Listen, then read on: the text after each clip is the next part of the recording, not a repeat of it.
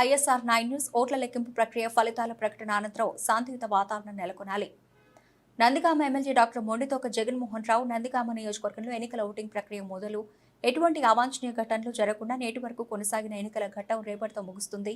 ప్రతి ఒక్కరూ పోలీసు వారికి సహకరించాలి. ఎన్నికల నియమావళిని దృష్టిలో ఉంచుకుని 144 సెక్షన్ అమల్లో ఉన్నందున శాంతియుత వాతావరణం నెలకొనేలా ప్రతి ఒక్కరూ సహకరించాలి. ఎన్నికల ఘట్టం మొదలు చివరి వరకు నందిగామ నియోజకవర్గంలో శాంతియుత వాతావరణంలో ఎన్నికల ప్రక్రియ జరిగేలా కృషి చేసి పెద్ద ఎత్తున జరిగిన పోలింగ్ ప్రక్రియలో పాల్గొన్న ప్రతి ఒక్కరికి హృదయపూర్వక ధన్యవాదాలు. డాక్టర్ మొండితోక జగన్మోహన్ రావు, నందిగామ శాసనసభ్యులు.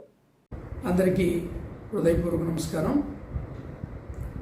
ఎన్నికలకు సంబంధించి నందిగామ నియోజకవర్గంలో శాంతియుత వాతావరణంలో ఎన్నికలు జరిగినందుకు, ఈ ఎన్నికల్లో మీరు పాల్గొన్నందుకు మీ అందరికీ హృదయపూర్వక ధన్యవాదాలు తెలియజేస్తున్నా. ఇప్పుడు ఎన్నికల ప్రక్రియ ముగింపు దశకు వచ్చింది. అందులో భాగంగా రేపు 4వ తారీఖున ఓట్ల లెక్కింపు జరగబోతా ఉంది.